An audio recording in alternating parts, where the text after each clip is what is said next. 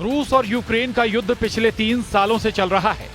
इस युद्ध में रूस के पास मिसाइलों से लेकर परमाणु हथियारों का जखीरा है। दोनों की इस मामले में वैसे तो कोई तुलना नहीं की जा सकती, लेकिन कहते हैं कि कोई भी युद्ध हथियारों से नहीं बल्कि स्ट्रेटेजी से जीती जाती।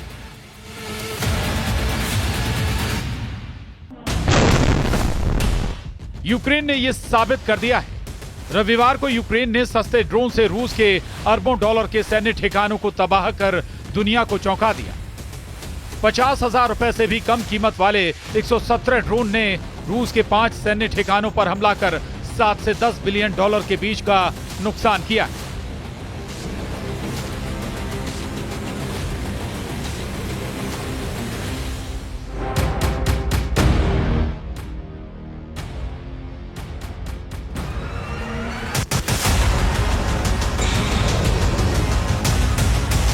जेलेंस्की और उनके टॉप कमांडर बहुत खुश हैं क्योंकि उनका सीक्रेट ऑपरेशन कामयाब रहा है। लेकिन इस ऑपरेशन के बाद पुतिन के गुस्से का लेवल रिकॉर्ड तोड़ रहा है। पुतिन ने फैसला कर लिया है, रूस की फौज अब यूक्रेन को सबक सिखाने के लिए बड़े हमले करेगी। ये बात ट्रंप को भी पता चल गई है। इन तस्वीरों ने पुतिन को दहला दिया है। ये रूस पर अब तक का सबसे बड़ा हमला है। इस वीडियो ने बता दिया है कि जेलेंस्की हार मानने नहीं जा रहे। इस वीडियो ने पुतिन की सेना का गुरूर तोड़ दिया है, क्योंकि जेलेंस्की की ड्रोन फोर्स ने पुतिन के परमाणु एयरबेस पर हमला किया। ऐसा बेस जो यूक्रेन से 4000 किलोमीटर दूर है। पुतिन तक भी यह वीडियो पहुंचा है। टारगेट बनाए गए इरकुत्स्क और मरमंस्क में रूस के एयरबेस। दावा है कि ड्रोन अटैक के जरिए 40 से ज्यादा विमान तबाह कर दिए गए। तबाह हुए विमानों में टुपोलेव 95 और टुपोलेव 22 परमाणु बम वर्षक शामिल हैं। ये दोनों लॉन्ग रेंज तक परमाणु बम की बारिश कर सकते हैं और यूक्रेन पर इन विमानों से कई बार हमले किए गए हैं। हमले में इस्तेमाल हुए first person view FPV drones की कीमत 50,000 रुपए से कुछ लाख तक हो सकती है। मिसाइल के मुकाबले ये सस्ते होते हैं और इन्हें ट्रैक करना भी आसान नहीं होता। इन्हें ट्रकों से रूस की सीमा में ले जाया गया और लकड़ी के डिब्बों में छिपा कर रखा गया, जिनकी छतें रिमोट से खुलती थी। इन ड्रोन्स ने रूस के स्ट्रेटेजिक बॉम्बर्स के ईंधन टैंकों को निशाना बनाया, जिससे भारी तबाही हुई। रूस के रक्षा मंत्रालय ने माना कि कई विमान जल गए, हालांकि कोई हताहत नहीं हुआ। यूक्रेन ने ऑपरेशन स्पाइडर वेब के जरिए दिखा दिया है कि मॉडर्न वॉरफेयर में असली ताकत ड्रोन की है। भारत ने भी ऑपरेशन सिंदूर में पाकिस्तान पर ड्रोन हमले किए थे, जिसने साफ कर दिया कि युद्ध अब टेक्नोलॉजी से लड़े जा रहे हैं, न कि पुराने तरीके से। यूक्रेन ने रविवार को अपने सबसे बड़े ड्रोन हमले में रूस के मुर्मांस्क, इरकुत्स्क, इवानोवो, रियाजान और अमूर क्षेत्रों में 41 सैन्य ठिकानों को निशाना बनाया। इनमें न्यूक्लियर हथियार ले जाने वाले A-50, Tu-95 और Tu-22M3 बॉम्बर शामिल थे। यूक्रेन के राष्ट्रपति जेलेंस्की ने इसे शानदार और सबसे लंबी दूरी का हमला बताया, जिसकी तैयारी 1.5 साल से चल रही थी। इस वीडियो को देखकर रूस की एयरफोर्स भी डर गई, क्योंकि उसके सबसे खतरनाक बॉम्बर विमानों को जेलेंस्की के स्पेशल मिशन में जला दिया गया है। पुतिन अब बहुत खतरनाक बदला लेंगे, इसकी पूरी गारंटी है। इसका पहला टारगेट यूक्रेन के 3 शहर बन सकते हैं, जिनमें पहले के खिलाफ ऑपरेशन शुरू हो गया है। जेलेंस्की को दहलाने के लिए पुतिन ने सुमय कांड शुरू कर दिया है। सुमय यानी वो शहर जो रूस के बॉर्डर से लगा हुआ है, और यहां पर पुतिन अब जेलेंस्की की फौज को ऐसी सजा देने जा रहे हैं जिसकी उम्मीद जेलेंस्की को भी है। जेलेंस्की का दावा है कि पुतिन ने सुमय शहर पर कब्जा करने के लिए 50,000 सैनिक तैयार कर लिए हैं। ये सैनिक इस वक्त सुमय की तरफ बढ़ने वाले हर मोर्चे पर पहुंच रहे हैं। ये 50,000 सैनिक पुतिन की सबसे खतरनाक फोर्स का हिस्सा है। यही पुतिन के सुमय कांड की शुरुआत कही जा रही है, जिसमें जेलेंस्की को जकड़े जाने की पूरी तैयारी है। ये पुतिन का मिशन एनाकोंडा है, जिसमें यूक्रेन को फंसाने के लिए पुतिन ने जाल डाल दिया है। पुतिन को जवाब देने के लिए जेलेंस्की ने क्या किया है, वो पुतिन के होश उड़ा सकता है, और मुमकिन है कि पुतिन के होश उड़ भी चुके हैं। 31 मई और 1 जून को रूस में 2 पुल उड़ा दिए गए। पहला पुल ब्रांस्क में उड़ाया गया और दूसरा पुल कुर्स्क में उड़ा दिया गया। ये दोनों जगह यूक्रेन बॉर्डर से ज्यादा दूर नहीं है। यहां पुल को उड़ाने के बाद ट्रेन भी हादसे का शिकार हुई। कई लोगों की मौत की खबर है। 4 घंटे बाद कुर्स्क में भी एक पुल उड़ा दिया जाता है और एक मालगाड़ी यहां हादसे का शिकार होती है। इसी मालगाड़ी में रूस की फौज के लिए ईंधन जा रहा था।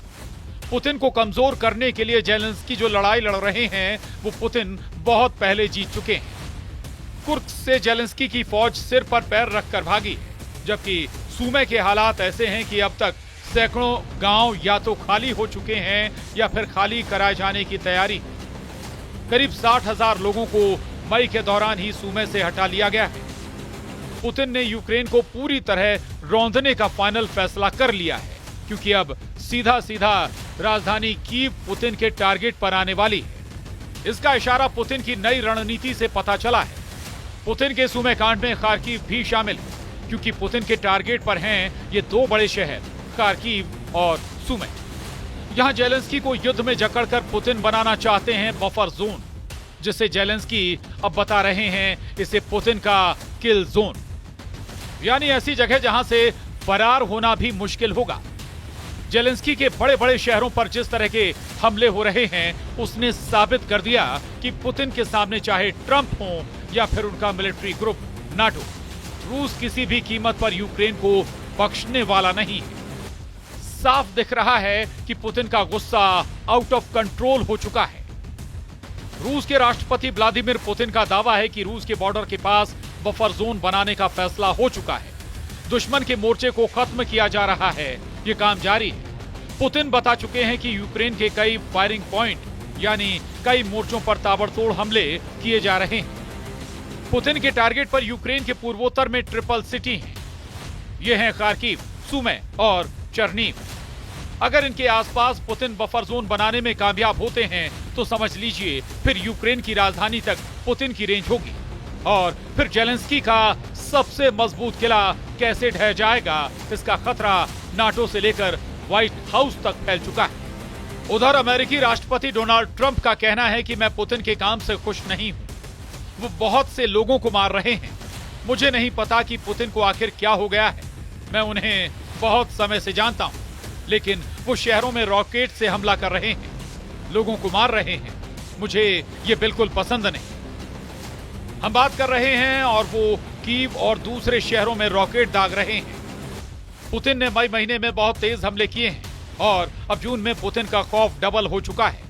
ट्रंप को भी लग रहा है कि जून का महीना यूक्रेन में जेलेंस्की के लिए करो या मरो वाला होने वाला है।